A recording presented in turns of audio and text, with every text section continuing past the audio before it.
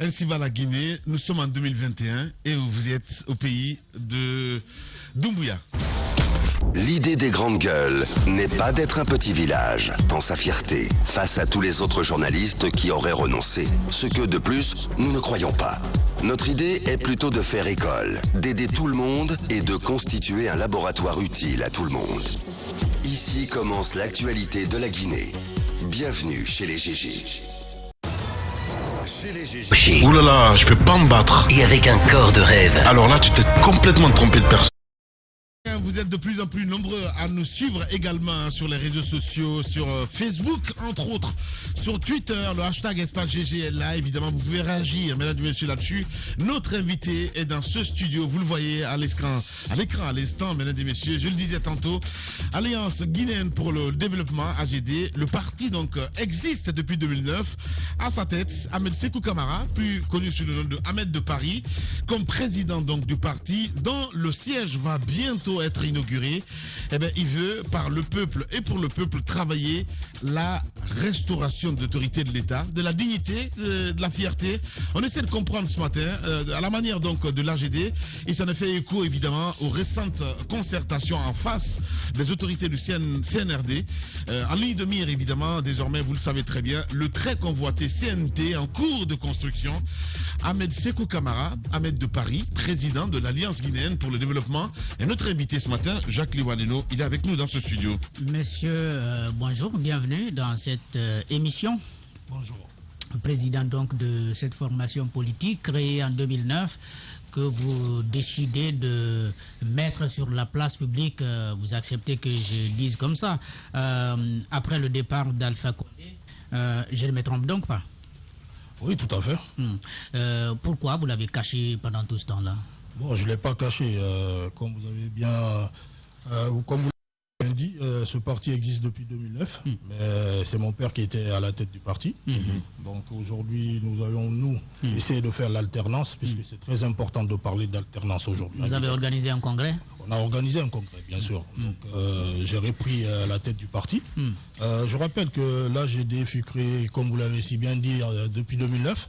Donc ça a été créé par tous les gouverneurs de région, les préfets, tout ça. Je vous rappelle que mon père fut un grand gouverneur de région, donc du coup c'est un parti qui est implanté un peu partout en Guinée aujourd'hui. Mais aujourd'hui nous revenons, nous en tant que jeunes, nouvelle génération, pour reprendre le parti et en Parce faire qu'il a été autre chose. gouverneur que le parti s'est implanté ou il l'a créé quand il était gouverneur? Il l'a créé après qu'il soit gouverneur. C'est-à-dire qu'en 2009, au décès du général Lansana Conté, mon père était le président du CNT. Donc juste après, il a créé son parti. CNT, bien sûr. Pardon. CNC. Pardon. CNC. Qui Conseil national de la communication. Actuellement. Donc voilà, donc lui avec ses anciens collègues et autres gouverneurs et préfets, sous-préfets, tout ça, ils ont décidé de créer un parti et c'est comme ça que là j'ai décidé. Alors si on comprend bien, c'est pas un parti qui reviendrait de facto à votre papa, mais c'est un parti créé par beaucoup de personnes. Tout à fait. Et comment vous avez réussi aujourd'hui à hériter de ce parti alors qu'il y a les autres membres fondateurs? Quelle est leur position aujourd'hui? Ben, ils sont tous d'accord avec ma présidence. Aujourd'hui, Y a-t-il eu un congrès ou pas du tout, Ahmed de Paris? bien sûr qu'il y a eu un congrès. On a d'ailleurs le procès verbal il y a de cela 2 à 3 mois, bientôt 3 mois. Oui. Donc le procès verbal existe. Et pourquoi c'est vous? Parce que vous êtes le fils? Non, pas parce que je suis le fils, ce n'est pas un truc héréditaire. C'est parce que je suis quelqu'un qui se bat depuis longtemps pour cette jeunesse guinéenne. Aujourd'hui, je vous dis que je ne suis pas venu en politique parce que je suis venu pour me promener. Je suis venu en politique parce que j'ai essayé de poser des actes dans ce pays, en tant que citoyen. C'est-à-dire que j'ai à travers les actes que je posais, je n'avais jamais eu gain de cause. Vous m'avez tout suivi ici, avec l'arrivée de Samuel Eto'o, avec les différents projets que j'ai eus pour la Guinée, surtout pour la jeunesse. Donc je me suis toujours battu pour cette jeunesse. On a tout quitté pour venir en Guinée, ça fait 8 ans que nous vivons ici. Alors, 8 ans qu'on a eu pas mal de péripéties, qu'on a eu tout ce qu'il y a comme frustration, mais ça ne nous a pas découragés. Les grandes gueules. Nous avons envie de montrer à cette jeunesse que lorsqu'on a envie d'être quelqu'un, lorsqu'on a envie de tenir en quelque chose, il faut aller jusqu'au bout. Peu importe les critiques, peu importe les obstacles, il faut rester soi-même et continuer à se battre pour ses idéaux. D'accord. Moi, j'ai une question. Vous dites que vous êtes battu pour la jeunesse guinéenne. Que répondez-vous à ceux qui disent que Ahmed, vous n'êtes pas constant. C'est l'inconstance personnifiée. C'est une sorte de girouette. Par moment, on vous voit Alpha Condé. Par moment, vous êtes dans l'opposition. On a vu pendant le 3e mandat, vous êtes allé jusqu'à... Dans l'opposition. Parfois, vous êtes allé... Avez-vous une fois vu dans l'opposition? Oui, mais vous prenez parfois position contre le régime. Voilà, je ne veux pas dire que vous êtes dans l'opposition. D'accord. Vous êtes un acteur d'opposition. C'est du français. Vous êtes un acteur d'opposition. C'est comme les journaux d'opposition. Ça ne veut pas dire que vous êtes dans l'opposition. Alors, vous êtes parti, on vous a vu au Palais du Peuple, arboré sur... Et comment vous expliquez tout ça? Parce que beaucoup disent que vous n'êtes pas un exemple. Aujourd'hui, vous ne devez même pas prendre la parole publiquement. Que répondez-vous à tout ceci? Merci. Votre question, elle est très pertinente. Je m'y attendais. Et j'aime bien ce genre de questions. Aujourd'hui, en tant que jeune leader, je ne suis pas ici pour contrôler ou pour calculer ce que pensent les autres. Le plus important pour moi, c'est qu'aujourd'hui, nous n'allons pas relater le passé. Beaucoup d'entre nous ont eu à faire des erreurs dans ce pays. D'accord? J'ai la chance d'être jeune. Vous commettez que vous avez commis des erreurs? J'ai commis des erreurs comme toutes. Quelles sont ces erreurs? Les erreurs, justement, j'en viens. Ouais. J'ai eu à accompagner le professeur Alpha Condé. Je ne l'ai pas accompagné pour des gains de cause ou quoi que ce soit. Je suis un jeune indépendant qui est venu en Guinée avec un projet. Je ne suis pas rentré en Guinée comme les autres diasporas le font. Je suis venu ici, j'ai mis près d'1 milliard de ma poche pour accompagner cette jeunesse. D'accord? Donc, on ne l'accompagne pas pour l'argent. Vous l'avez accompagné comment avec ce milliard? Voilà. Le milliard. Non. Vous avez fait quoi de ce milliard et quel en a été l'impact? Qui en a bénéficié? Voilà. L'impact, c'est que quand j'ai mis le milliard, c'était pour l'arrivée de Samuel Eto'o. On l'a tous vu. C'est-à-dire que oui, c'est moi qui ai fait venir Samuel Eto'o en Guinée et tout est sorti de ma poche. Donc de son billet jusqu'à même les gardes. Donc j'en passe. Donc c'est ce qui a fait le milliard. Bien sûr, ça m'a coûté presque. Mais ça touche que ça. Mais ce que ça représente à la jeunesse, si le projet avait réussi, aujourd'hui, il y aurait combien de jeunes qui auraient pu bénéficier de ce centre de formation? Bref, personne n'en a bénéficié, c'est ça?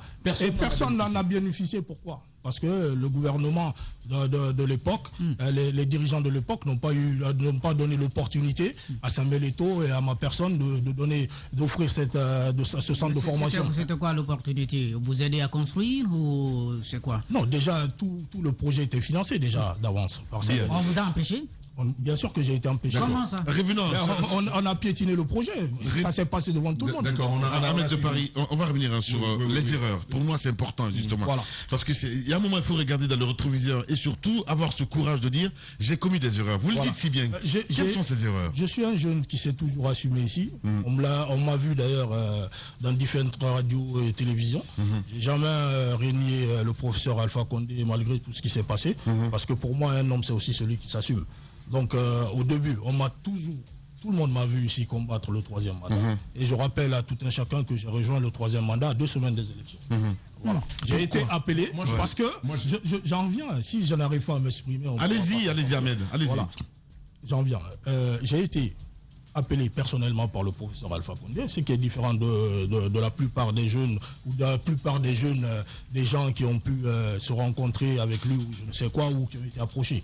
Donc moi, j'ai accepté de l'accompagner grâce à la vision qu'il prônait. C'est-à-dire qu'il m'a parlé d'une vision. Voilà. D'abord, quelle était cette vision-là? Je vous dis très simplement. Il m'a dit, Ahmed, tu es un jeune qui se bat avec le cœur. Voilà. Aujourd'hui, ce que je suis en train de faire, je ne veux pas aller au 3e mandat parce que je veux y aller. Je veux au 3e mandat pour donner une chance à cette nouvelle génération que vous êtes. Parce qu'aujourd'hui, j'ai hérité d'un système qui me met moi-même les bâtons dans les roues. Aujourd'hui, j'ai envie d'avoir ce 3e mandat pour réformer l'administration, pour donner la chance à des jeunes comme vous, pour venir demain diriger la Guinée. Écoutez, 10 ans, vous pourfendez un système. Et puis, on vous dit il faut lui donner encore un 3e mandat pour reformer l'administration. C'est-à-dire, en 10 ans, il n'a pas pu le faire. Après, il dit donnez-moi un 3e mandat, il va réformer l'administration. Vous voulez me dire qu'en 10 ans, rien n'a été positif? Vous voulez me dire qu'en 10 ans, aucun jeune... Vous voulez me dire qu'en 10 ans... Pourquoi alors, au départ, vous vous êtes mis contre le 3e mandat? Voilà, je me suis mis contre parce que je pensais qu'il était impératif pour lui de sortir par la grande porte. Oui. Ça, c'était avant que je le rencontre, d'accord? Lorsque je l'ai rencontré... Est-ce que cela ne primait pas sur tout? Cela primait surtout. Je suis tout à fait d'accord. On est en train de, écoutez, on est en train de parler des erreurs. On est d'accord ou pas? Oui, c'est bien ça. Allez-y, Ahmed. Il faut qu'on se comprenne. D'accord? Aujourd'hui, il est très facile de parler, mais lorsque vous vous retrouvez en face d'un chef de l'État, d'accord, et qui vous avance ce genre de choses, il faut être vraiment, je ne sais pas comment dire. Est-ce que vous avez le sentiment aujourd'hui de vous être fait avoir? Bon, je dirais pas que... C'est trop facile, on va vous dire quand même. Non, c'est-à-dire qu'ils se sont fait C'est un berner. problème de conviction aussi. Vous savez, justement, c'est ce que je viens de dire. J'ai eu la chance d'être jeune, d'avoir traversé toutes ces choses-là. Aujourd'hui, je pense que je suis un jeune aguerri, qui est passé par tous les obstacles pour être là où je suis. Non, mais c'est vrai. Non, mais c'est un rire gentil, hein, ça n'a rien contre toi. Ahmed, allons doucement. Comme on dit, on va aller doucement, comme on dit en Côte d'Ivoire. Et tu nous as dit, toi-même, enfin, vous aujourd'hui, vous êtes vous, hein. Sinon, voilà. Donc, vous nous avez dit que vous étiez contre, parce que vous vouliez qu'ils sortent par la grande porte. Donc, vos motivations étaient d'abord celles que vous attachiez au professeur Alpha Condé. Vos motivations, ce n'était même pas ce que la loi disait. On est bien d'accord. Parce qu'il faut s'opposer à un troisième mandat, parce que la loi dit non, pas de troisième mandat. Vous, c'était autre chose. Voilà. Vous vouliez qu'ils sortent par la grande porte. Mais ensuite, ils vous appellent. Et vous pensez qu'il vous grandit, il vous valorise. Vous acceptez d'y aller. Ahmed, vous êtes quel type de leader à ce moment-là? Parce que vous vous définissez comme un leader, un jeune leader. Vous êtes quel type de leader si un seul appel suffit à vous faire changer vos convictions et vos décisions de combat? D'accord. Je ne vous ai pas rappelé qu'avant que le professeur Alpha Condé m'appelle, j'avais passé toute la journée, presque la nuit, à la DPJ. Parce que si vous vous rappelez bien, le 6 septembre 2020, j'ai fait sortir des jeunes de Dapompa jusqu'à Bofi, où il y a eu des trucs où on a paralysé presque l'autoroute. Vous ne l'avez pas oublié, ça, j'espère. Donc, il y a eu du vandalisme, il y a eu beaucoup de choses. Je fus arrêté par le général Fabou, qui m'a parlé de coup d'État. Pourquoi? Parce que déjà, j'étais le représentant du CTG, Conseil national pour la transition. Ouais. Donc, il m'a dit que le CTG préparait un coup d'État contre le professeur Alpha Condé. Il m'a mis aussi les faits de vandalisme et tout ça sur la tête. Donc, du coup, j'étais un peu dos au mur. Est-ce que vous comprenez un peu? Ça ne m'a pas effrayé du tout. Est-ce que, Ahmed, est-ce que votre lutte, c'était pas justement pas pour changer, oui, pas pour changer les choses, vous écoutez, c'est pas... Voilà, sur ma question, on est quand même là-dessus. Finalement, comment on peut vous suivre quand vous dites, voici mon combat, un petit appel suffit, de qui que ça vienne, hein. Vous avez un appel et puis vous changez de combat. Écoutez, dos au mur. Écoutez, non, ça n'a rien. Mais il y a beaucoup qui ont traversé pire. Soniké était dos au mur, et c'est Koukoundouno n'était même pas dans le mur. Les gars, s'il vous plaît. Allez-y. Mais ce qui est incroyable, ce qui est incroyable dans ce pays, c'est qu'on parle de démocratie, on parle de tout et de rien. Mais en même temps, il faut qu'on respecte le choix de chacun. Est-ce que vous comprenez un peu? Nous avons des gens aujourd'hui qui se sont battus contre le troisième mandat, pas pour la Guinée, mais pour leur propre intérêt. Il faut qu'on se le dise. Aujourd'hui, on veut tout mettre contre, je sais pas. Moi, je me suis dit, au-delà de tout, le professeur Alpha Condé avait quand même un bilan. Nous le savons tous. Aujourd'hui, nous sommes là, nous en sommes conscients. Non, on ne parle pas de bilan.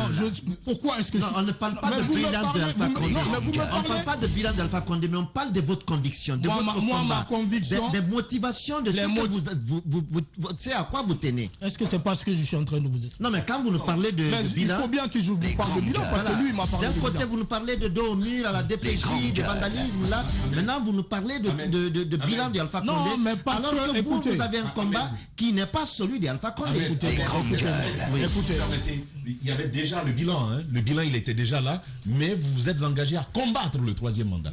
Donc c'est pas lié au bilan. Je me suis engagé, et je vous l'ai dit et je vous le répète encore. J'ai été à 3 mètres du professeur Alpha Condé. Je ne peux pas vous relater tout ce qui m'a été dit lorsque nous étions ensemble. D'accord? Bon, il m'a montré des preuves, il m'a mis des choses sur la table. Au bout d'un moment, je me suis retrouvé entre la boucherie de la nation ou le troisième mandat. Il vous a proposé aussi. C'est-à-dire, quand je dis la boucherie de la nation, il faut pas qu'on se leurre. À un moment donné, nous étions face à certains dangers. Est-ce que vous comprenez un peu? moi j'ai eu des preuves sous les yeux, j'ai eu des choses qui m'ont poussé à accompagner ce projet-là. Qu'est-ce qui vous a montré comme preuve? Je ne peux pas rentrer dans tous ces détails. Je suis désolé. Ahmed. Je suis désolé. Ahmed. Non, pour ton honneur, c'est important. Sincèrement. Je suis d'accord. Si vous passez la peinture ainsi, non, écoutez, et vous avez à un moment donné, ceux qui pensent que je n'ai pas d'honneur parce que j'ai accompagné le professeur Alpha Condé, je veux dire que beaucoup de personnes n'ont pas eu d'honneur dans ce pays depuis des années. Donc ça n'a pas été dans ce studio. Non, mais écoutez, pourquoi est-ce qu'aujourd'hui... Votre honneur n'a pas été cité dans ce studio. Mon honneur n'a pas été cité dans ce studio, mais je vais vous dire par là, comme je viens de vous le dire, aujourd'hui, je ne suis pas ici pour parler du troisième mandat. Est-ce que vous comprenez un peu? Je suis ici pour parler de mon parti politique. Non. Maintenant, je peux parler, écoutez, j'ai la liberté de l'interview. Est-ce que vous comprenez? Oui. Ahmed, voilà, que cela soit clair. Non, Ahmed, c'est important pour les millions de téléspectateurs. Je ne peux pas. Monsieur Lamine, ce que vous voulez que je dise, vous ne pouvez pas. Vous ne sortez pas de nulle part. Voilà. Vous avez une histoire qui est connue en Guinée. Et elle est très récente. Elle n'est pas encore effacée. On la connaît. On ne peut pas vous recevoir et sans parler de vous. Non, mais c'est pour ça que j'en parle. Pour que des militants que vous recherchez vous suivent, ça fait partie de votre histoire. Oui. En plus, il se dit donc vous ne pouvez pas dire qu'on va parler uniquement de votre parti et ne pas parler de votre parti. Vous avez dit ici que vous avez investi. Vous avez investi plus d'un milliard pour la jeunesse. Si j'avais dit qu'on devait parler uniquement de mon parti, je n'aurais pas accepté de rentrer dans les détails. Alors, donc répondez à ma question. Les détails que vous voulez que je vous dise, j'ai été dans la confidence des dieux. Il y a des choses qui ne se disent pas sur la place. En quoi la nation était-elle à bord d'une boucherie? Je pense que j'ai été très clair. J'ai pu dire ce que je peux dire. D'accord? Maintenant, aujourd'hui, moi, le plus important pour moi, c'est de reconnaître mes erreurs, je viens de le dire. Et quand vous les reconnaissez, c'est de nous aider à comprendre qu'est-ce qui vous a mené là. Parce que vous avez dit quelque chose qui est très important, Ahmed. Vous êtes un leader. Aujourd'hui, vous voulez que les Guinéens vous suivent de nouveau. Mais avant, n'oubliez pas, il y a des erreurs. Vous-même, vous les reconnaissez aujourd'hui. Vous nous aidez à comprendre pourquoi vous avez effectivement commis ces erreurs. D'où notre question. Qu'est-ce qui vous a motivé à tourner aussi? Pour rassurer les gens. Ce qui m'a motivé le plus, je viens de le dire. D'accord? Je pense que tout un chacun a vu, avant que le président Alpha Condé ne soit déchu, il a quand même commencé une réforme de l'administration. D'accord. Ahmed, je dis c'est pas l'argent, parce qu'il y a eu de l'argent. Non, mais pour le troisième mandat, l'argent est sorti. Écoutez, si vous dites qu'il y a eu de l'argent, si vous dites qu'il y a eu de l'argent, c'est vous qui le savez. D'accord? Moi, je pense que... On ne vous a pas proposé de l'argent. Écoutez-moi, très bien. Je peux vous le jurer sur tout ce qui m'est cher, qu'on ne m'a pas proposé de l'argent. Le professeur Alpha Condé, parce que ce que vous oubliez déjà, c'est que moi, je suis quelqu'un qui connaissait déjà le professeur Alpha Condé.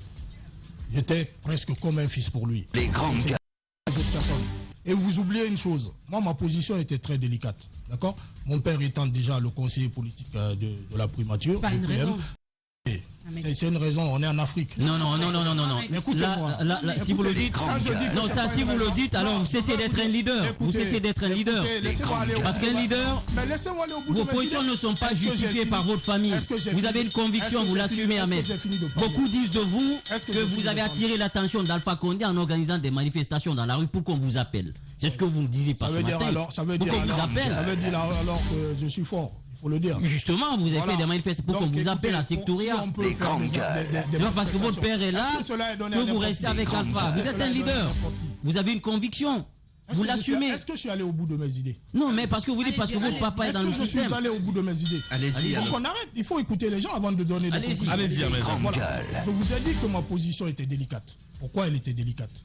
Parce que non seulement mon père qui était président, qui était conseiller, mais tout ça, ça ne m'a pas empêché moi de me battre, d'accord, d'aller à l'encontre du troisième mandat. Et je vous le dis très clairement, j'étais très sincère. J'ai mené ce combat-là pendant des mois, d'accord. J'ai commencé ce combat à Paris. Avant même que je ne rentre, beaucoup de personnes m'ont déconseillé de ne pas rentrer, que j'allais me faire arrêter. Je n'ai pas fait attention. Avant le troisième mandat même, il y avait ces forces sociales. Si vous me permettez, s'il vous plaît. S'il te plaît, il y avait ces forces sociales, les forces sociales qui étaient bien parties, et à un moment donné, paf, il y a eu des bruits, des sorties d'argent, et votre nom a encore été... Mon nom a été cité, je le dis haut et fort, d'accord? Mais moi, je ne suis pas le jeune qui mène des combats juste pour le mener, d'accord? On est parti pour un truc de force sociale. On a vu que les 8 000, les 10 000, tout ça, etc. On a eu des rencontres avec le Premier ministre. Il y a eu mis sur place. Le Premier ministre même s'est invité au siège des forces sociales. Il nous a demandé d'envoyer n'importe quel expert en économie pour faire le débat. Donc il y avait beaucoup de choses qui étaient là. Mais moi j'ai compris à travers les forces sociales qu'il y avait une insurrection populaire qui se soulevait. On essayait de monter une insurrection populaire. Et moi je ne suis pas ici en Guinée pour brûler le pays. Je ne suis pas ici pour suivre les gens aveuglément. Quand je vois que mon combat que je suis en train de mener ne va pas plus loin ou que le combat change de sens, j'ai quand même cette aptitude de renoncer. Donc voilà. Je pense que moi, je me suis toujours assumé dans ce pays. Et quand on parle même de troisième mandat, laissez-moi vous dire, il y a beaucoup de gens qui ont soutenu le professeur Alpha Condé en toute clandestinité, qui se sont cachés, qui ont fait semblant. J'ai été celui qui... Non, c'est moi-même qui suis venu. J'ai par exemple sous mes yeux le décryptage d'une de vos vidéos sur Facebook. Quand Ahmed dit, tous ceux qui pensent que soutenir un troisième mandat serait quelque chose de grandiose ou de magnifique, je leur dirais que c'est une grosse erreur. Pourquoi soutenir un vieux au détriment des jeunes ou d'autres personnes qui pourraient aussi le remplacer? La vérité est que Alpha Condé doit partir, il est fatigué. Tous ceux qui aiment aujourd'hui le professeur Alpha Condé souhaiteraient qu'il parte par des grandes portes. Mais après, ça, c'est même Ahmed qui dit que la nation était à la boucherie. Daouda, oui. En fait, il va répondre à cette question, mais terminons, si tu permets, avec Maf. Sur la question des 8000, c'est bon. C'est moi qui étais en studio ici, je conduisais Espace Expression. On vous a eu au téléphone, Ahmed, on vous a posé des questions, vous avez nié avoir perçu de l'argent. Ensuite, on a fait passer une bande sonore. Il y avait 40 millions dans l'affaire des... Il y avait 40 millions dans l'affaire des... J'ai été très clair sur les 40 millions, d'accord? J'ai reçu un appel me demandant d'aller retirer les 40 millions. Ok? J'ai toujours été clair avec tous mes amis, que ce soit les Fonik et Mangue et tout ça. Et si vous écoutez encore l'audio se trouve sur YouTube. Avec beaucoup, parce que le Guinéen prend les choses avec passion, émotion, il ne cherche pas à écouter. Quand il y a un truc, chacun tombe, il ne cherche pas à savoir réellement. Est-ce que vous comprenez un peu? Sinon, si après, avec le recul, allez sans passion et écoutez l'audio. J'ai été très clair. J'ai dit à Fonik Mangue, même lorsqu'il parlait, il est là, il m'écoute certainement. J'ai toujours dit à Fonik Mangue, le combat que nous sommes mène-le. Aujourd'hui, moi, je ne vais pas continuer dans ce combat. Pourquoi? Parce que je sais que le combat n'est pas dirigé là où il doit être. Donc, si toi, tu veux y aller, tu es un patriote, tu es un frère, continue le combat. Et il peut le témoigner sur. Après les 40 millions. Non, avant même qu'on parle de 40 millions. Et cette histoire de 40 millions est venue... Si vous ne le savez pas, il y a un jeune qui était auprès du point... Il y a un jeune qui était... Voilà. Moi, je vous ai posé... Non, je vous ai dit, écoutez, il y a un jeune qui était auprès du PM, qui a appelé Eli Kamano, pour dire à Eli Kamano qu'on a perçu 40 millions. Tout est parti de là. Eli Kamano a commencé à demander aux autres membres des forces sociales, est-ce qu'il y a eu 40 millions? C'est là où Fonik Mangue a appris, et Fonik Mangue m'a appelé. Mais cette histoire-là, vous pouvez lui demander sans passion, il n'y a jamais eu cette histoire d'argent. C'est-à-dire qu'on a... Les 40 sont sortis comme ça. Non, c'est sorti. Les grandes gueules. C'est pourquoi on vous pose la question. Non, mais je vous l'ai dit. Les 40 millions sont effectivement sortis. Écoutez, demandez à Fonik Mangue s'il a vu les 40 millions de ses yeux. À chaque fois, je lui ai dit... Je dis, à chaque fois, j'ai dit que cet argent-là, je ne l'ai pas vu et que je n'irai pas chercher. Parce que lorsqu'on partait, le PM n'a même pas voulu nous donner quoi que ce soit. Le gars nous appelle pour me dire le lendemain, va chercher 40 millions. Et moi, je me demande de qui, il me dit, avec qui vous avez parlé. J'envoie un message au PM pour savoir, il ne me répond pas. Il me dit après non, je suis fou pour aller chercher de l'argent. D'accord. Donc voilà. On revient à ce décryptage, à votre audio. Vous dites tout ça et à un moment donné, on vous voit encore candidat pour la mairie. Vous avez quand même connu Alpha Condé, vieux, fatigué, les jeunes sont là. Mais vous avez, après avoir dit qu'il est vieux, il est fatigué. C'était avant cette déclaration. Hein. Oui, mais après vous êtes revenu. Les communales, c'était bien avant les communales. Cette déclaration dont vous parlez, elle est très récente. Ça, c'était avant le troisième mandat. Je sais, vous avez été candidat et vous êtes revenu. Vous avez soutenu qu'il est vieux, il ne peut plus. Mais après, vous revenez encore. Est-ce que vous pensez que les Guinéens ont vraiment du temps à rapprocher, à savoir qu'est-ce qui a motivé cette autre prise de position de Ahmed à accompagner le troisième mandat? Je vous l'ai dit tout à l'heure, c'est très simple. On n'a pas la même conception des choses. Chacun a sa manière de voir les choses. Moi, lorsque j'ai rencontré le professeur Alpha Condé, je fus pris par ses mots. Et j'ai senti la sincérité chez l'homme. Si vous comprenez un peu. Ça, c'est ma façon de voir les choses. Vous n'êtes pas moi, je ne suis pas vous. Oui, mais non, je vous comprends. Donc moi, c'est vrai qu'on est tous camarades, mais on n'est quand même pas. Voilà. Vous savez, oui. Vous savez, lorsque quelqu'un est sincère, on peut le sentir. D'accord. Et moi, ce que j'ai senti là, j'ai aimé le fait qu'il ne m'ait pas proposé de l'argent, qu'il ne m'ait pas proposé de poste ni rien. Il m'a parlé de la nouvelle génération. Moi, je vous ai dit. Il voulait vous passer le pouvoir après, c'est ça? Non, pas me passer le pouvoir. Ah, mais c'est ce qu'il disait, il va passer à la nouvelle il a génération. dit qu'il allait passer le pouvoir à la nouvelle génération que nous sommes. Il allait voir entre les jeunes qu'il a cooptés. Et vous vous êtes senti dedans, concerné. Mais pourquoi je ne me sentirais pas ciblé? Je suis un jeune ambitieux, il faut le dire. Je ne suis pas, je ne sais pas. Vous avez dit jusqu'à présent? Jusqu'à présent, oui, j'ai cru. Pourquoi? Parce que juste après le 3e mandat, j'ai vu quand même vous êtes un peu dessus du coup d'État. Je ne dirais pas que je suis déçu du coup d'État. Parce que nous n'allons pas non seulement quand même valider un coup d'État. C'est un retard pour la démocratie. Mais nous savons tous aujourd'hui qu'on a compris par moment que le président ne gérait plus les choses. Donc le coup d'État n'a pas mis fin à un rêve, celui que vous avez eu depuis votre rencontre avec Alpha Condé. Je pense que le coup d'État d'ailleurs a porté naissance à un rêve. Celui aujourd'hui d'être à la tête d'un parti politique. On ne parle pas de vous là, mais de vous personnellement, on parle de l'avenir de la nation. Non, il a dit moi. Vous parlez de l'avenir de la nation, il faut pas... Non, mais je crois que quand vous disiez que vous avez cru à la sincérité d'Alpha et vous parliez des générations, je suppose que vous ne parliez pas de vous-même. Donc la question c'était de savoir est-ce que le coup d'État est venu mettre un terme à ce rêve que vous aviez pour la nouvelle génération. Non, mais c'est vrai que lorsqu'il y a eu le coup d'État, on a tous cru que c'était la fin. Mais après, on a compris avec les actes qui ont été posés par le CND que c'était une nouvelle ère pour cette nouvelle génération. Bien. Ahmed de Paris, notre invité ce matin, il faut le rappeler, il est le président de l'Alliance guinéenne pour le développement. Eh ben, il est avec nous ce matin. Je crois qu'on a des images, on a des images d'Ahmed en jaune. Mais non, mais Daouda, c'est-à-dire ces images dont vous parlez, est-ce que Ahmed vous a dit qui régnait ou bien qui ne... Mais il a dit qu'il regrettait. Il a fait des erreurs. Voilà. Il assume. Je ne fais pas partie de ceux qui vont venir ici. Je n'ai jamais pratiqué la langue de bois depuis que je suis. Oui, mais c'est là qu'il y a quand même un petit problème toujours. Parce qu'aujourd'hui, vous dites que vous voulez assumer les décisions que vous avez prises et que vous regrettez, mais en même temps, dans ce que vous a amené là, vous dites encore comprendre. Donc, c'est comme s'il n'y avait pas réellement de regret ou que vous n'assumiez pas. Moi, je suis perdu en fait réellement. J'ai pas compris. Vous dites que ce sont des erreurs. Vous reconnaissez aujourd'hui que vous avez commis des erreurs. En même temps, vous continuez à croire à la raison pour laquelle vous avez soutenu. Non, écoutez, c'est pas parce qu'on a commis des erreurs qu'on doit régner ce qu'on a eu à faire. Non, je suis désolé. On peut reconnaître ces erreurs tout en étant en parfaite harmonie avec ce qu'on a eu à faire. Est-ce que vous comprenez un peu? Le plus important, écoutez, le plus important pour moi, c'est de ne pas refaire les mêmes erreurs. Les grandes gueules. Mais je ne peux pas nier les faits. C'est-à-dire que je ne peux pas me faire passer pour celui qui ne se rend pas compte ou bien pour celui qui... Voilà. Non. Moi, je m'assume, peu importe.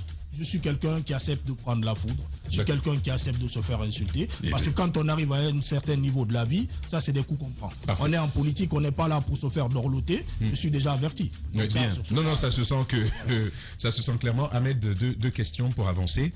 La première, est-ce que cette sortie ce matin, c'est pour dire au peuple de Guinée, à vos potentiels militants, je suis désolé, je me suis trompé, je vous présente mes excuses. Deuxième question, avec votre parti, c'est l'AGD, l'Alliance guinéenne. Nous en parler, mais justement, quelles sont vos ambitions déjà sur la transition? Quelle place et quel rôle souhaitez-vous tenir? Voilà, la réponse, ça serait évidemment à 11h avec la prolongation. Toute cette semaine. Les journalistes accoucheurs de vérités diverses, pertinents et rusés, sans langue de bois, cultivés, nécessaires pour des journalistes. Les grandes gueules des personnalités acquises par le travail.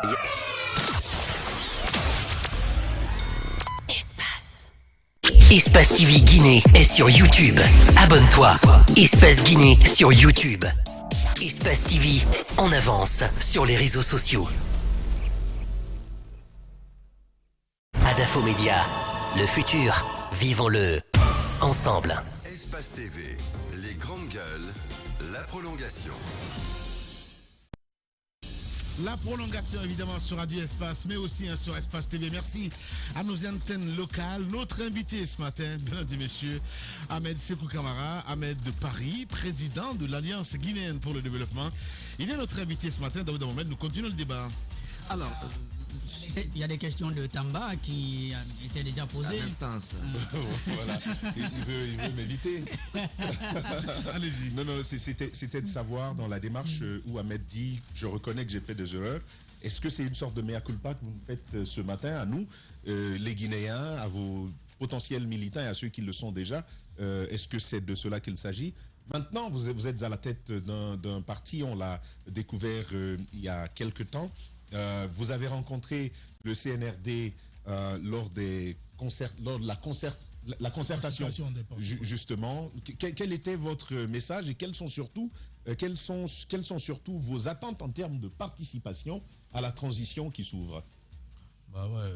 Merci pour la question. C'est vrai qu'on a rencontré le CNRD et j'avais même fait une proposition, c'est-à-dire... Commencez par la première question. On va répondre à la première question. Est-ce que vous demandez pardon ce matin?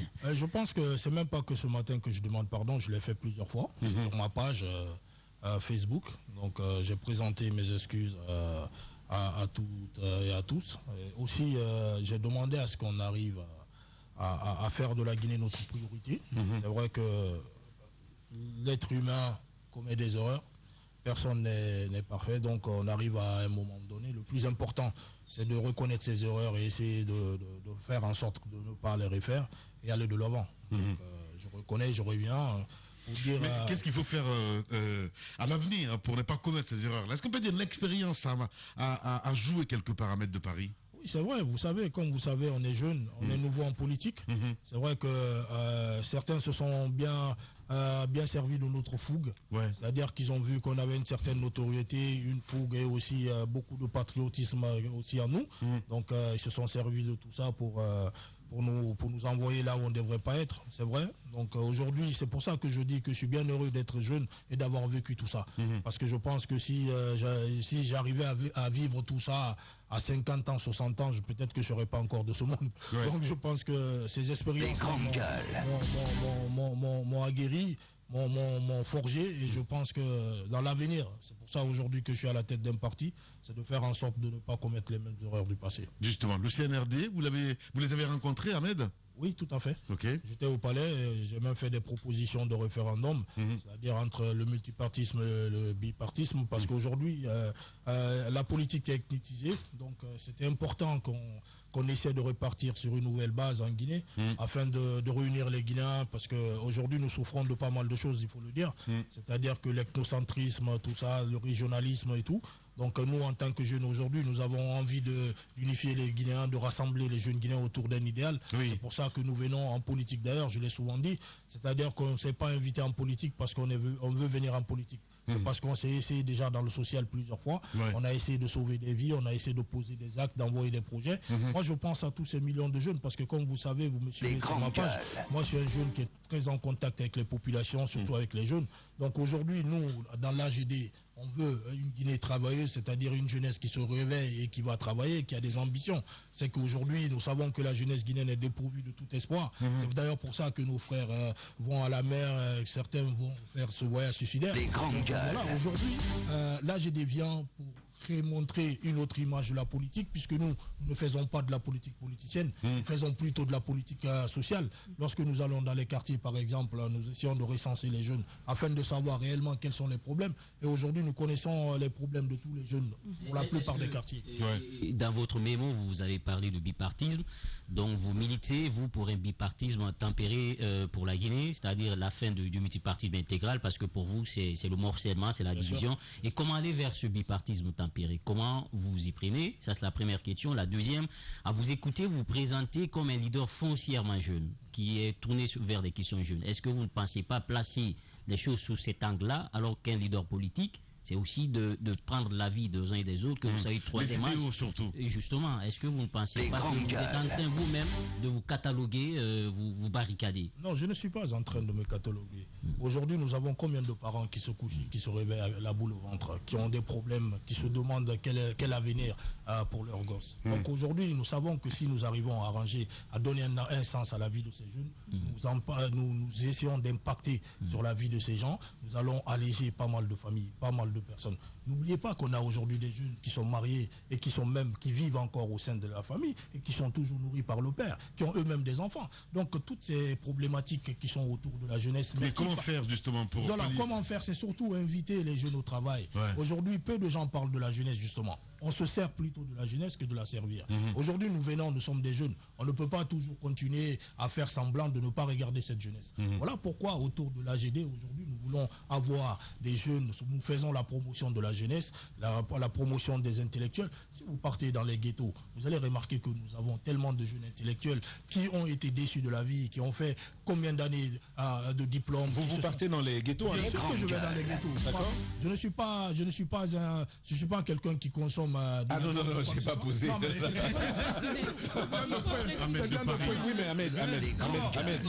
Oui, mais Ahmed, c'est pas mauvais de temps en temps. La mine. Pour qu'il t'accepte dans le. On appelle ça le temple. Le temple. Pour qu'il t'accepte vraiment dedans. Parfois, il y a de l'observation participante. Donc, tu prends un peu et ça va se passer. C'est tellement grave. Le ghetto n'est pas forcément le temple. Alors, moi, j'ai une question. Allez-y. C'est très important. Je ne vais pas dans le ghetto pour consommer ou pour... Non, au contraire. Nous allons dans le ghetto, c'est pour réveiller les jeunes qui sont là-bas. On va pour discuter avec eux, pour connaître réellement pourquoi est-ce qu'ils ont choisi cette vie. Et c'est très important de les écouter. Non, mais ça passe pas. Ils n'ont pas choisi cette vie quand même. Justement, là, vous tuez là en direct. Voilà, excusez-moi. Ben oui. Voilà, excusez-moi. Ils n'ont pas choisi cette vie. Je vous parlais de désespoir tout à l'heure. Pourquoi ici sont retrouvés? Pourquoi ici ils sont retrouvés? Voilà. On va l'écouter. Allez-y. Ils sont tombés dedans. C'est-à-dire que j'ai été choqué. J'ai été choqué plusieurs fois de rencontrer des jeunes intellectuels.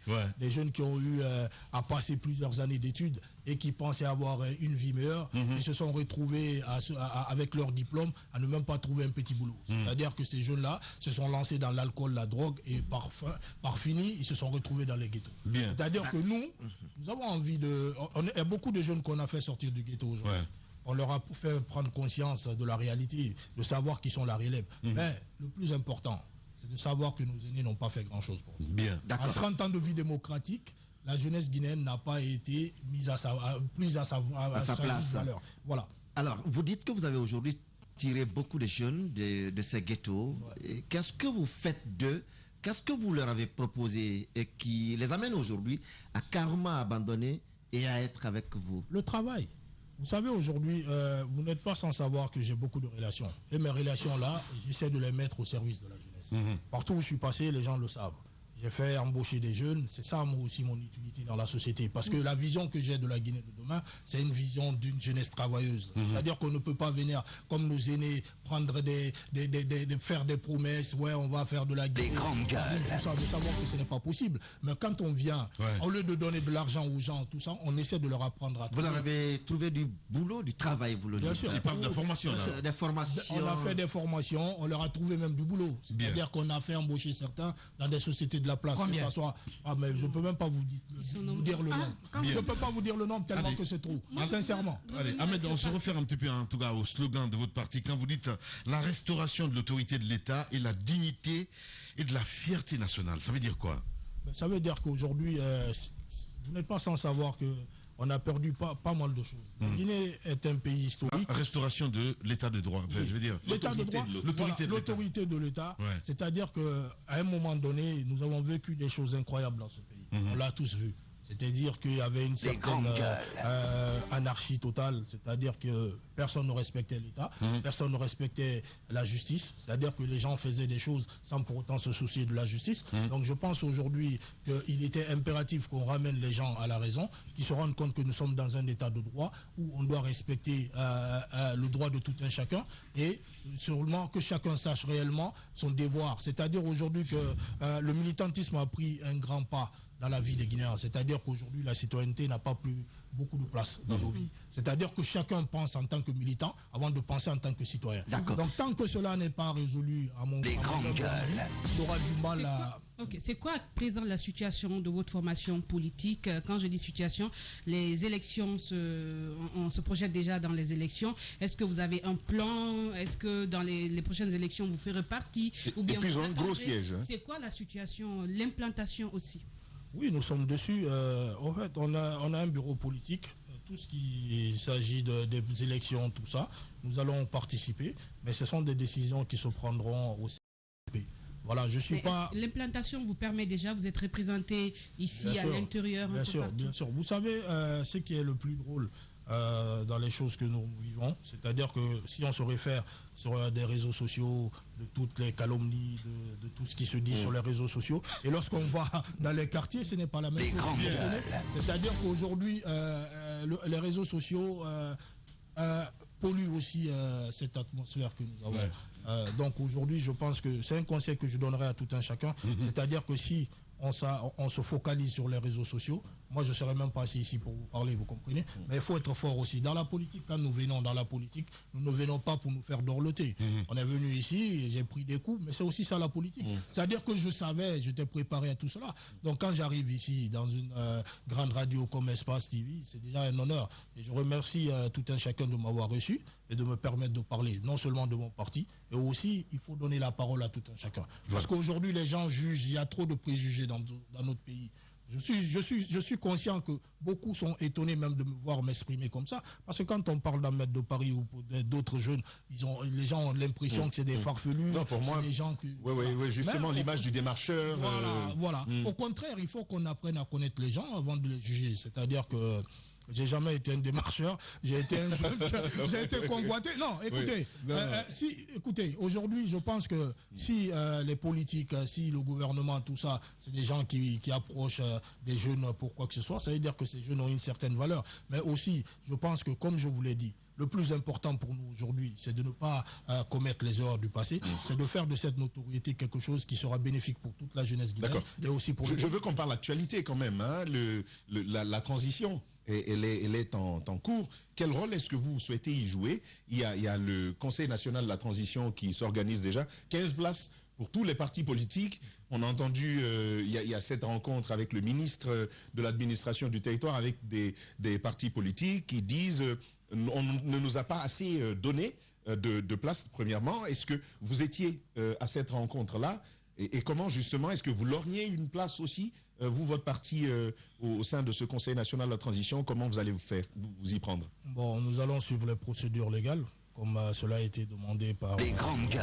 On ne peut pas aller à l'encontre de ce qui a été dit, mais nous allons présenter nos candidats et nous espérions de tout cœur que nos candidats seront retenus, parce qu'aujourd'hui, comme je le disais tantôt, l'AGD à son sein regorge de beaucoup de jeunes intellectuels aujourd'hui qui sont venus pour prêter main forte à ce parti politique afin d'en faire un grand parti. Donc aujourd'hui, c'est une opportunité aussi pour la jeunesse de dire réellement et de montrer ce qu'elle vaut. Quand j'entends que les jeunes ne sont pas expérimentés, mais j'aimerais dire aussi que ceux qui ont été durant toutes ces années sont venus sans expérience. C'est en mangeant que l'appétit vient. Donc il est temps maintenant, je pense qu'avec avec la mondialisation, l'ère des réseaux sociaux, tout ça, cela prouve à suffisance que ça, c'est notre époque. C'est-à-dire que nos parents ne peuvent pas manger dans leur époque et venir manger dans la nôtre. Donc, bien. Allez, on va essayer on va passer, on va poser des vraies questions, en tout cas en ce qui concerne la politique de notre pays. Il faut parler budget national désormais.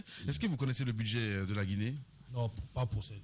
Bon, ok. En 2021, ça s'élève à 2,7 milliards de dollars. Non, mais c'est important. Oui, s'il te plaît. Il y a une question qui reste et qui paraît fondamentale à mes yeux, s'il te plaît.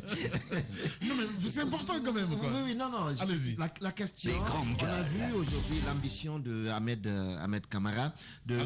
C'est quoi Ahmed Camara? Cheikh Ahmed Camara. Alors, de vouloir le bipartisme en Guinée. Mais au moment où il arrive en politique, il trouve une centaine de partis politiques. Il a quand même voulu tenir la tête d'un autre parti politique. Ouais. Comment pensez-vous que cette ambition arrive à sa fin pendant que vous-même vous contribuez à en créer davantage? Mon parti existe depuis 2009. Ça fait 12 ans que ce parti existe. Donc je ne pense pas que je viens d'arriver dedans. Voilà. C'est un parti qui était là depuis. Bien. Moi, j'ai repris la tête du parti. Et donc, c'est une proposition parce que nous voulons que la Guinée soit un pays qui émerge. Nous voulons rassembler aujourd'hui les Guinéens parce que nous sommes face à de gros soucis. Nous le savons tous. Aujourd'hui, la Guinée, les jeunes, tout ça, on doit se réunir. On doit conjuguer le même verbe parce que si les jeunes sont unis dans ce pays, nous sommes plus forts. Parce que c'est nous qui contrôlons les réseaux sociaux, c'est nous qui contrôlons les rues, qui contrôlons tout. Mais seulement, on nous désunit pour ne pas qu'on soit fort pour que demain nous puissions gouverner ce pays. On va parler économie, mon cher Diba. Voilà, économie, on sait que c'est le ventre mou du régime Alpha, c'était le point faible. Lui-même, il disait que la mobilisation des ressources internes était très faible. On investit plus dans les mines que dans l'agriculture. Et aujourd'hui, notre budget, ce chiffre en termes de recettes et budget, c'est autour de 2,7 milliards de dollars, le budget guinéen en 2021. En tant que président d'un parti politique, si vous arrivez aux affaires, sur le plan économique, en termes de mobilisation des ressources, quelle va être votre politique pour essayer de collecter plus d'argent? Quelle va être la politique fiscale? Mais au-delà, en termes d'investissement aussi, qu'est-ce que vous visez? Est-ce que c'est les mines toujours, l'agriculture? Si oui, comment vous comptez vous y prendre? Les mines, déjà, nous savons que depuis l'histoire de la Guinée, ça a toujours existé. Je pense aujourd'hui qu'il faut certainement aller vers l'insuffisance alimentaire, c'est-à-dire qu'il faut plus l'autosuffisance alimentaire. Donc il faut plus investir dans l'agriculture afin que les gens puissent manger à leur faim. Donc il est important aussi de dire qu'aujourd'hui en Guinée, on est face à pas mal de problèmes. C'est-à-dire que nos ressources n'ont pas été gérées comme cela se devait, sinon la Guinée ne devrait pas se retrouver là où elle est aujourd'hui. Depuis 1958, donc je pense qu'il y a pas mal de choses à faire, mais surtout, il faut aussi l'entrepreneuriat jeune, surtout. Aujourd'hui, nous constituons presque 60... Là, on est d'abord dans la mobilisation des ressources. Justement. Qu'est-ce que vous faites de manière concrète? Parce que ce que vous dites là, on le sait déjà, ça a été mal géré. On a toujours privilégié les mines. Vous voulez qu'on aille vers la politique agricole, mais vous voulez que ça se passe comment concrètement? C'est quoi la proposition de votre formation politique? Que ça se passe comment? Déjà, la politique agricole dans les années 58, tout ça après l'indépendance, était une vraie politique. Nous l'avons tous vu, c'est-à-dire que nous n'étions pas là, mais selon les archives, tout ça, la Guinée était quand même un pays qui produisait, qui faisait presque tout ici sur place. C'était une grande vision du feu président Alpha Ahmed Sékou Touré, c'est-à-dire d'avoir mis en place ces choses-là. Mais justement, c'est cette chance que nous, autres jeunes, nous n'avions pas eu aujourd'hui au sein de la Guinée. Mais comment faire pour mobiliser les ressources, nous voulons faire, Ahmed, c'est important. Comment faire, c'est d'organiser. C'est-à-dire, au niveau rural, on a pas mal de jeunes aujourd'hui qui sont sans taf, sans boulot, qui se lèvent et qui se couchent sans rien.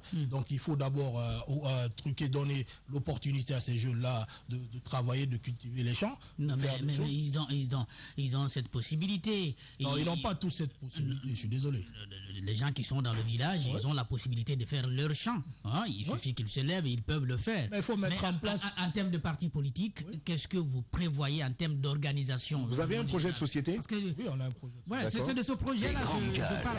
Le volet secteur agricole, c'est quoi vos propositions concrètes? Parce que quand vous dites comme ça, les jeunes ne travaillent pas, il faut les mobiliser. C'est ce que tout le monde dit. Mais c'est la spécificité de vos propositions, de vos projets, de votre projet qu'on a envie d'entendre. Mais justement, je ne vais pas non plus étaler tous nos projets ici. Vous êtes là pour ça, Vous êtes là pour convaincre. Vous êtes là pour convaincre. Oui. Vous voulez investir dans l'agriculture, mais la question qu'il faut se poser, où vous allez aller chercher l'argent? C'est pourquoi on vous demande comment vous comptez mobiliser les ressources et développer l'agriculture. Déjà, aujourd'hui, nous avons pas mal de relations à travers le monde. Ça, c'est connu déjà. C'est-à-dire que nous allons passer par des institutions, nous allons mettre en place des choses. Parce qu'aujourd'hui, il est important déjà de faire travailler cette jeunesse pour de diverses raisons. C'est-à-dire que la jeunesse, je l'ai dit et je l'aurais dit encore, il faut qu'on mobilise des fonds. Et ces fonds-là seront mobilisés pas simplement en Guinée, parce que nous savons que nous n'aurons pas suffisamment de moyens pour faire face à ces problèmes-là. Il faudrait forcément qu'on fasse appel à des institutions internationales. C'est d'où on va rentrer, on va faire parler nos relations, on va mettre des gens, des conseillers, tout ça, qui feront des démarches, tout ça. Et c'est ce que nous sommes en train de faire. Nous sommes en train de monter des projets dans ce sens-là, pas que dans l'agriculture, dans tous les secteurs déjà. Parce que nous nous préparions pour quelque chose de grand, pour faire en sorte que la Guinée ne soit plus ce qu'elle est aujourd'hui. Ahmed Sékou Camara, donc Ahmed de Paris, notre invité ce matin, il faut le rappeler, le président de l'Alliance guinéenne pour le développement. Allez-y, mon cher. Alors, mon cher Ahmed, une politique agricole se construit autour de programmes. Ouais. Et à l'intérieur de chaque programme, il y a plusieurs projets. Ouais. Je commence par dire ça pour dire qu'une politique agricole a des objectifs précis avec des résultats et des indicateurs de mesure des performances dans l'atteinte de ces résultats-là. Alors, au-delà de cela, une politique agricole est chiffrée. Vous savez où nous sommes, vous savez où vous souhaitez que l'on arrive en termes de production, de quantité, d'emplois à offrir, d'égalité, notamment avec la dimension du genre. Il y a tout ça dedans. Votre politique agricole, que dit-elle? Elle va coûter combien? Quels seront les partenaires, vos partenaires dans la mise en œuvre de cette politique-là? Et justement, quel mécanisme de mobilisation, de sécurisation, de suivi et d'évaluation des investissements vous prévoyez de faire? C'est finalement la question que nous avons. Si on veut parler en termes simples, la politique, vous allez faire quoi? Combien ça va coûter? Où allez-vous précisément prendre l'argent? C'est ce que je viens de dire tout à l'heure. C'est-à-dire que nous allons faire appel à des personnes qui vont nous aider à avoir ces sous, à avoir ces fonds. Des personnes, c'est vague, hein? Non, des personnes, c'est flou. Mais avant les personnes, il faut savoir quoi faire. Oui. Quand il vous a demandé de partenaires, là, c'est de les citer nommément. Non, mais je ne vais pas me mettre à citer mes partenaires, tout ça. Je suis désolé. Les grandes gueules. Écoutez. Attends, vos partenaires, ce sont des institutions connues ou ce sont des personnes physiques? Non, mais tout le monde travaille avec des institutions connues. Oui. Après, on passe par des personnes. Mais lesquelles? Non, mais écoutez, on passe par des personnes qui vont se charger si vous devez collaborer en tant que président de la République, je vous le souhaite, hein, vous n'allez pas collaborer avec des institutions qui ne sont pas connues. Et les institutions qui sont connues, vous pouvez les citer. Vous n'avez pas à souffrir pour ça. Vous pouvez les citer, c'est pas caché, ça. Écoutez, là n'est pas la question. C'est la question. Non. En termes de collaboration, vous comptez sur quelle? Les grandes gueules. Les grandes gueules. À tout ce que vous dites ici, je suis désolé. Est-ce que vous comprenez un peu? Je suis président d'un parti, nous avons un programme de société. Vous n'êtes pas obligé, mais vous avez intérêt. Non, mais écoutez, cet intérêt-là, c'est à moi de le mesurer. Si vous comprenez un peu. Ça a mes risques et périls, on est d'accord ou pas? Donc à partir d'un moment, il faut aussi laisser la latitude aux gens de répondre ou de ne pas répondre. C'est aussi ça la liberté de l'interview. D'accord, vous êtes jeune. Vous êtes jeune, Ahmed. Vous-même, vous l'avez mentionné, hein. Vous l'avez mentionné. Vous savez... Ça, je vois quand même qu'il est jeune. Non, bon, ça on va discuter de ça après. Celui dont je suis sûr qu'il est totalement jeune, c'est Guiba. Même moi, je commence à douter de ma jeunesse. Bien. Okay. Allez, on va aller vite. Voilà, Ahmed, vous savez qu'il y a une politique nationale migratoire en Guinée? Vous savez qu'il y a un tel document qui sort bientôt?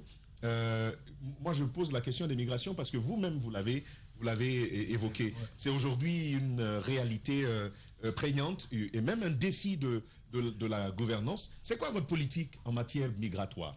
Concrètement, c'est quoi votre politique pour stabiliser, pour amener les migrants au pays? Et s'ils doivent partir en termes de relations bilatérales, comment vous comptez gérer les flux de personnes qui veulent sortir du territoire et partir? Mais je le disais tout à l'heure, c'est-à-dire que les gens ne partent pas parce qu'ils ont envie de partir. C'est le désespoir qui pousse les jeunes à partir. C'est le manque de travail, c'est tout ce qui pousse la jeunesse à partir, à prendre l'océan. C'est-à-dire qu'il faut mettre des choses en place. D'abord, chercher à redonner espoir à cette jeunesse. En quoi faisant? En quoi faisant? En leur montrant la voie du travail. C'est-à-dire en essayant... Oui, mais il faut créer le travail. Oui, mais comment vous comptez créer ce travail? Je l'ai dit tout à l'heure. C'est-à dire qu'on va essayer de faire un peu les jeunes. C'est ça aussi notre capacité. C'est-à-dire que, voilà, nous voulons d'abord montrer à cette jeunesse que nous voulons une jeunesse travailleuse. Pas une jeunesse qui passe son temps à dormir ou qui passe son temps autour du thé. C'est-à-dire qu'il faut qu'on ambitionne ces jeunes-là, qu'on leur donne envie de rêver. Aujourd'hui, on peut tout dire d'Ahmed, mais c'est un jeune ambitieux. On m'a toujours vu ici, j'ai su aller, et aujourd'hui, je prétends être président de la République. Pourquoi? Ça, c'est l'ambition. Avec ce genre d'ambition, on ne peut pas se coucher et dormir. On se réveille. Il faut que ces jeunes-là s'imprègnent de ce genre d'ambition. C'est-à-dire qu'ils ne se disent pas que tout est perdu. Parce qu'aujourd'hui, ça, c'est aussi le rôle de l'État, de redonner l'envie à la jeunesse et de recréer l'espoir. Et c'est ce qui est en train de se passer aujourd'hui. Et c'est pour ça que nous tous, nous sommes là et nous pensons qu'aujourd'hui, l'espoir renaît petit à petit et nous allons aller plus en fond. Il faut que nous, en tant que jeunes, nous allions vers ces jeunes-là qui sont endormis, vers ces jeunes-là qui n'ont plus foi en cette Guinée, qui n'ont plus foi en leur propre avenir, leur dire que non, nous sommes là. C'est pour ça que l'AGD est là. C'est pour ça que nous allons vers les jeunes, tout simplement. Bien. Sekou, Ahmed Sekou Kamara, évidemment, est notre invité ce matin chez les Grandes Gueules sur Radio Espace. Peut-être d'autres pans, mon cher... allez-y. Oui, un pan, puisque la rétention des jeunes, la rétention des jeunes au pays, il faut bien que le partage de la prospérité soit effectif. Et on mobilise les fonds. Vous avez une politique, si vous êtes président. Mobilise les fonds, même pour le partage, il faut bien sécuriser ce qu'on a déjà mobilisé. Quelle politique pourrait avoir le président Cheikh Ahmed Kamara? Ahmed Sekou Kamara. Ahmed Sekou Kamara. Ahmed Sekou Kamara.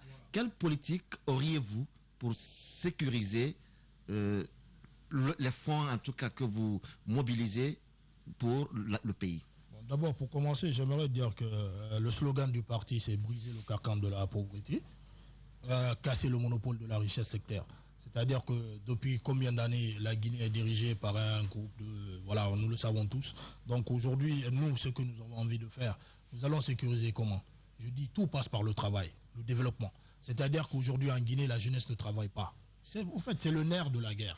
Il faut déjà que la jeunesse puisse travailler pour pouvoir dire... Les grandes gueules. Aujourd'hui, on a une jeunesse qui ne travaille pas à près de 90%. Nous avons des jeunes qui sont au chômage, qui ne font absolument rien du tout. C'est pour ça, d'ailleurs, qu'on nous utilise à tout vent. Mais c'est la rhétorique, ça, Ahmed. Non, mais c'est la rhétorique, grand frère. Non, les grandes gueules. Vous ne répondez pas à la question. Non, je suis en train de répondre à la question, mais je ne peux pas... Par exemple, sur la sécurisation, il y a le guichet unique, là. Ouais. Oui, comme ça, j'espère qu'on va aller précisément. Voilà. Vous Donc, voulez l'aider finalement? Oui, non, c'est pas aider, mais il va nous aider. Parce que la question, c'est bien la sécurisation des ressources. Justement. Qui nous renvoie sur les grandes gueules. Voilà. La jeunesse. Tu vois, Jacques, la démarche. Allez, on va essayer de vous les gars. Vous ne comprenez pas. C'est-à-dire que moi, j'ai un objectif précis. D'accord? Je l'ai dit et je l'aurais dit encore. Moi, je n'essaie pas de marcher sur le truc de quelqu'un. Est-ce que vous comprenez un peu? En politique, on n'essaie pas de marcher sur la voie des gens. On essaie d'attirer les gens vers sa voie. Justement, sa propre voie. Et sa propre voie. Et la politique, je l'ai dit, je l'aurais dit encore. C'est une séance qui évolue. Vous comprenez un peu? On n'est pas obligé, moi personnellement, je ne suis pas obligé de répondre exactement, de dire exactement ce que vous avez envie d'entendre. Mais vous avez une politique de sécurisation. Non, j'ai une politique de sécurisation des ressources. Justement, vu que je parlais de cela, Ahmed, vous savez, il y a le guichet unique quand Alpha est venu, il dit, pour sécuriser nos ressources, il faut un seul guichet d'entrée. Ensuite, à partir de lui, il y aura de la redistribution. C'est pas la peine d'imager quand même. Non. Ah, d'accord. Il y aura une seule. Après, il y aura une seule. Après, il y aura de la redistribution. Et puis, on a rattaché, en termes de tutelle, on a rattaché pas mal d'organes, soit à la présidence, soit à la primature. Vous, comment vous appréciez toutes ces mesures? Quand vous serez là, qu'est-ce que vous allez faire? Moi, j'apprécie toutes ces mesures-là et je dis tout simplement que je ne suis pas du tout pressé pour étaler mon programme de société. C'est-à-dire que je suis jeune, je viens d'arriver en politique, j'ai tout à fait le temps de m'exprimer sur toutes ces choses-là. D'accord. Je ne suis pas pressé. Ceux qui sont pressés, qui veulent que j'aille au fond de tout et de rien, je ne suis pas du tout pressé. Vous voulez nous inviter? Non, mais je sais que je reviendrai. Voilà. Vous voulez inviter des militants et après qu'ils aient adhéré, vous allez leur expliquer ce que vous allez faire. On aura pas l'inverse plutôt? Non, mais on aura le temps de le faire. C'est-à-dire qu'aujourd'hui, étant des jeunes en politique, On n'a pas d'abord cette vision que vous aviez là. Bien. D'accord, Ahmed, nous sommes sur beaucoup de choses. Nous sommes en train de mettre en place beaucoup de choses, dont le siège et tout ce qui suit. Finir un joli siège, hein? Oui. Mais j'espère qu'il ne va pas vite fermer, comme il y a un parti que je connais. Ils ont pris un joli siège. Ça a invité beaucoup de militants, mais après, ils n'ont pas payé le loyer. On les a... Ahmed, votre siège. Non, déjà, on a payé pour plusieurs années, ne vous inquiétez pas. Oui, peut-être ce que je voulais dire, on vous a beaucoup écouté. D'abord, c'est l'audace. Vous dites que vous êtes jeune. Mais moi, personnellement, si c'est un avis à vous écouter sur les questions économiques, agricoles et tout, on a l'impression qu'à date, vous n'avez pas encore un programme, un projet de société. Non, c'est vrai qu'on est en train d'établir un programme de société. Okay. Voilà pourquoi j'ai pas envie de trop m'avancer là-dedans. Nous sommes un parti, c'est vrai que le parti existait déjà avec la vision de mon père. Je viens, moi, avec ma vision, avec d'autres personnes. Je ne suis pas le seul à constituer ce parti. Donc ensemble, nous sommes en train de mettre en place des choses. Je vous promets que la prochaine fois que je serai à l'antenne, j'aurai beaucoup de choses à vous dire sur ces choses-là. Voilà. Allez, Ahmed Sékou Camara, président donc de l'Alliance guinéenne pour le développement. Il est notre invité ce matin, très nombreux ce matin, à nous suivre sur les réseaux sociaux. Dans un instant, nous allons passer à cette petite rubrique. Personne ne va tomber. On va tomber net. Les grandes gueules. La minute, oui ou non? Un feu roulant de questions avec une seule réponse possible. Oui ou non? Langue de bois, s'abstenir. Langue de bois, s'abstenir. Ahmed, c'est la rubrique évidemment. Vous allez poser, nous allons vous poser des questions. Vous allez répondre par oui ou par non. Et puis derrière, évidemment, vous aurez quelques minutes à vous adresser à vos militants. Et puis convaincre surtout le peuple de Guinée à l'écoute de la radio, partout en Guinée, à la télé et comme à la radio. Allez-y, mon cher Daouda Mohamed Camara, oui ou non? Oui ou non, si vous saviez que l'émission serait comme vous auriez reporté? Non. Non. Allez-y, Jacques Liwale, non. Ahmed. C'est pas possible. Daouda quand même, quoi. Allez-y, Jacques. Ahmed, vous êtes en politique en attendant qu'on vous fasse appel pour un poste de responsabilité. Oui ou non? Ça, c'est des choses qui se décident avec le oui ou non. politique national. Joker. On a Joker. Voilà, il n'y a pas de problème. Allez-y, Tamba. Oui ou non? Alors, oui ou non, à l'allure où vont les choses, il y aura bientôt un clash entre le CNRD et les partis politiques sur la participation au CNT. Ça, c'est inévitable. Voilà, inévitable. Mafoudia. Alors, oui ou non, avec le recul, vous vous rendez compte que Alpha, vous avez fait un lavage de cerveau juste pour vous avoir à ses côtés? Oui ou non? Lavage Joker. Joker, voilà. Allez-y. Peut-être oui ou non, si la situation arrive à se présenter, on ne le souhaite pas, un autre troisième mandat dans ce pays, Ahmed ne serait pas partisan. Ah non. Ouais, ça c'est fini ça. Voilà. Allez-y Daouda Mohamed, oui ou non? Oui ou non, Ahmed pourrait abandonner son parti un jour pour suivre un autre grand parti afin d'atteindre ses objectifs? Non. On a envie de faire de ce parti un Vous aurez le temps de commenter, allez-y. Jacques Léa, oui ou non? Oui ou non, votre parti, donc vous êtes à la tête de ce parti parce que le papa était là? Non.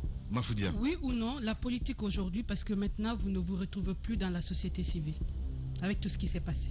Non. Allez, vous restez avec nous, nous passons à cette autre rubrique. Les grandes gueules. Le jeu des photos, une perception, une idée, un mot, pour définir un leader d'opinion, une personnalité politique guinéenne. Est-ce qui vous a convaincu ce matin, Ahmed, de parler? Messieurs, notre invité ce matin, nous allons vous proposer des personnalités évidemment à l'antenne et vous allez nous dire ce que vous pensez de ces personnes. Daouda Mohamed Camara. Fonike Mengue. Un jeune patriote, un frère. Malgré tout, ce qui s'est passé, on a toujours gardé de bons rapports. Parce qu'il est important entre jeunes de rester soudés. Mbalo Sissoko. Un homme d'État. Voilà. C'est tout?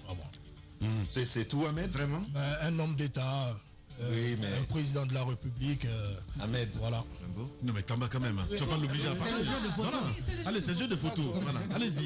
Allez-y, Jacques Liwa. Kassoli Fofana. Un homme d'État. Vous avez vu, non? Quelqu'un. Un homme d'État, je pense qu'il est présidentiable également. Et que, voilà. Badra Koné. Un frère. un jeune qui a beaucoup d'avenir dans la politique. Quelqu'un avec qui je communique beaucoup, que j'échange beaucoup, qui est un très bon conseiller. Et je le remercie pour ça. Et Alpha Condé? Un père, un homme qui aurait pu, qui a fait de son mieux pour la Guinée. Aujourd'hui, c'est vrai qu'il n'a pas su partir au bon moment. Il avait ses raisons. Mais je pense quand même qu'il a un actif et un passif. Voilà. Mohamed Diané. C'est pas un monsieur que j'ai pratiqué, malheureusement. Antonio Soiré.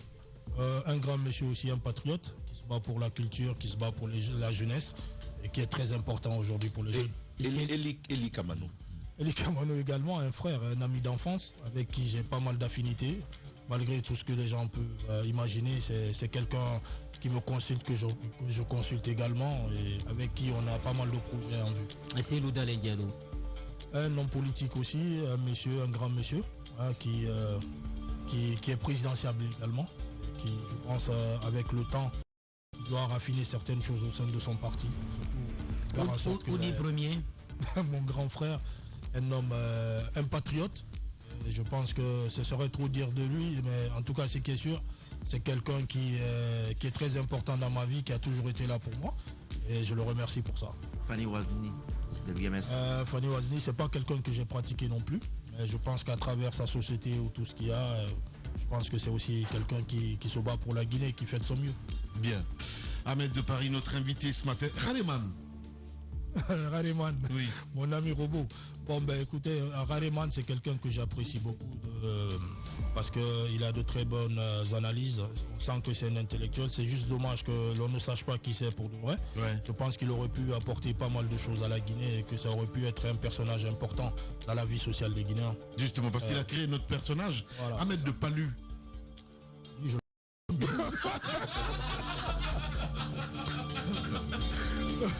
Allez, Ahmed, cette caméra vous appartient. Évidemment, vous avez 3 minutes à vous adresser au peuple de Guinée et à vos militants, évidemment, à l'écoute de la radio. Voilà, j'aimerais profiter de cette opportunité pour dire qu'aujourd'hui, nous ne venons pas en politique juste pour paraître. Nous venons en politique pour essayer d'apporter. C'est-à-dire que nous sommes des jeunes.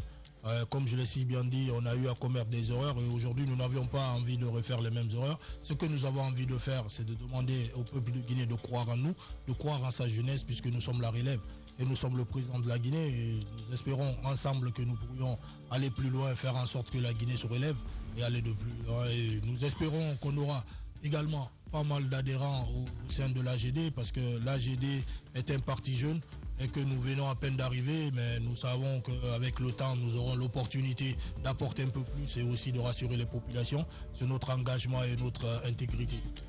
Merci beaucoup Ahmed de Paris, en tout cas d'être passé ce matin. C'est moi qui vous remercie. Voilà. On a terminé ce matin, mesdames et messieurs. Grand merci à Amadou Sow, à la réalisation ici, à Conakry, à la radio, à Mamoudou Kondé, Kamine Kondé, Malissila Poutine, Mafata Sano, toute l'équipe à la régie. Dans un instant, si vous regardez cette émission la nuit, les infos évidemment avec l'équipe de Jacques Lewalino. Le 19h45, ça s'appelle la rediffusion. Si c'est la radio, vous nous écoutez le matin, vous avez rendez-vous évidemment avec l'équipe de la rédaction à midi pour le bulletin d'information. Demain, c'est Ambaza Karimi Limono que vous allez retrouver évidemment pour le compte de l'émission. On se retrouve très prochainement sur nos antennes. Allez, au revoir.